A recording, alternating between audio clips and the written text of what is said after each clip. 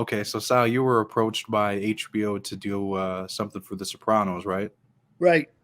Okay, so go expand a little bit on that. So I get a call from this attorney friend of mine. He knew the production company that was involved in co-producing The Sopranos. Okay. And he said, look, the HBO will send you a ticket. Fly down from San Francisco to LA. You'll get picked up at the airport. They'll bring you to a restaurant. You're going to have a meeting. You're going to have a meeting with a guy named David Chase. Who is David Chase? He's the guy who created these Sopranos, and they're going to go into production. And they want to meet with you. Okay, so I fly down there. They pick me up at the airport. They take me to this fancy restaurant in Santa Monica. And I walk in. This woman is there. She said, well, I'm David Chase's assistant. David is the producer and writer of this television series that's going to air next year called Sopranos. Come sit down. So I go to sit down. A minute later, he comes in, this guy, David Chase, and he introduces himself. And all I knew is that he had done a series called, oh God, I forget. It was a popular series back in the 80s or something that he did. Anyway, so he introduced himself, says, look, you were in the life. We'd like you to come over and meet the writers. And I'm going to give you a couple of scripts. If you could take them back to San Francisco, come back in a couple of weeks, critique it, and tell us what you think. Okay, so we had something to eat. Car picks us up, takes us, I don't know, 10 minutes away to an office. And we're going to this office, a big, long table. This was before you had Google. I see stacks of paper. I go, oh, my gosh, where'd you get all this? He goes, oh, well, we got access to Nexus, Lexus, all legal, criminal cases and interviews and investigations. And we're using this in part to create a series called The Sopranos about a mafia guy, blah, blah, blah, blah, blah. And okay. So I'm sitting there, and in come these two people, a man and a woman. They sit down, they introduce themselves. One woman says, I'm Robin. And the other guy, he says, I'm Mitch. I didn't know they were husband and wife. So we're sitting there and, we're doing this chat back and forth, what was this? What was that? And I asked a lot of questions, like an hour. They were recording it. And after about 45, 50 minutes, I said, there's some things you guys should know. What's that? You should know the mindset of Italian guys, mob guys. Like, for example, a mafia guy is not supposed to go down on a woman. Oh, man. So okay. I know where you're going. David Chase looked at me. He said, what do you mean? I says, look, it's like an insult. A mob guy is supposed to be a man. He's supposed to be viral, virile, happy, peppy, bursting with love. And he's not supposed to go down on a woman. I said, actually, if you were known to go down on a woman, they would label you. And I said, John Gotti would use a term like, well, a man who goes down on a woman, it's like once you go down on the hole, eventually you turn to the pole.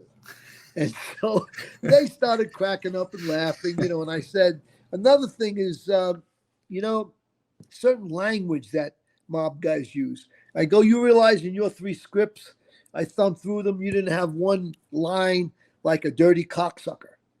He said, what? I go, the mob guys use that word every day. So he told this woman and this man to make notes. He said, oh, look, you come back in a couple of weeks and we'll talk about the scripts and what you think. So I went back to San Francisco. On the way back, I read what I could read. I don't know. I wasn't impressed. And I said to the woman I was with in those days, I think this show will be off in 2 weeks. I don't think it's going to be a success, which I was totally wrong. Yeah. I went back and then I got introduced to Robin and her husband, Mitch.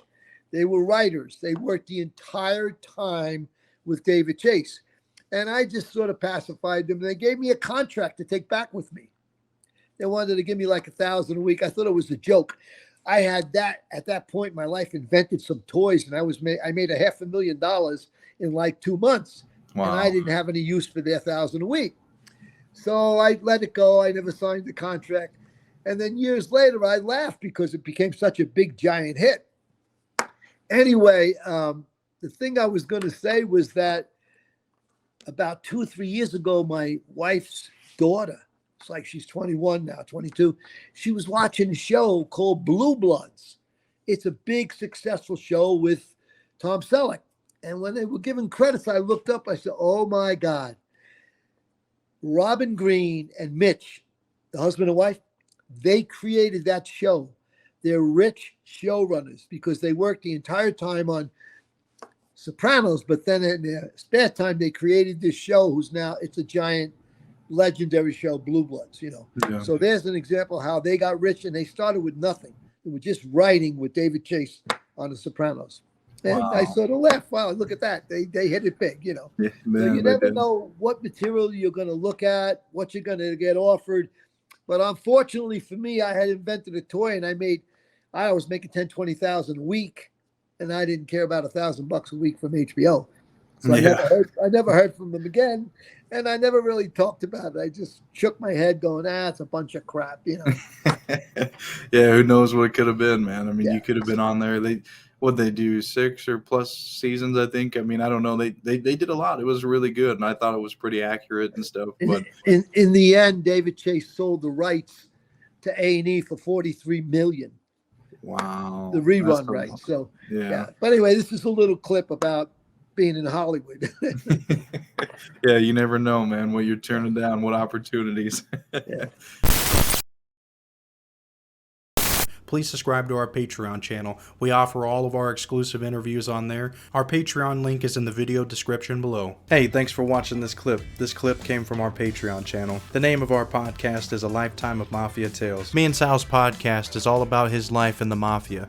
Salvatore was a Colombo associate. Salvatore, also known as Sally Ubats, has many stories about committing crimes with all 5 of the New York crime families, such as hijacking, bank robberies, heists, and much more. Sal has many criminal stories about him and other high-ranking mobsters, such as John Gotti, Peter Gotti, Gene Gotti, Jimmy Burke, Angelo Ruggiero, Henry Hill, Dave Icovetti Sr., Tommy DeSimone, Dominic Cataldo, Joe Brancato, and many more. During his time as a mobster, he had a social club he opened called the Sinatra Club. He would later go on to write a book and a movie about his time in the Sinatra Club. Sal has a lot of untold stories about John Gotti that people haven't heard. And as myself, my name is Adrian Martinez. I've been doing a podcast for the last 2 years. It's called Invest in Yourself Podcast. I've done a number of Mafia interviews the last few years.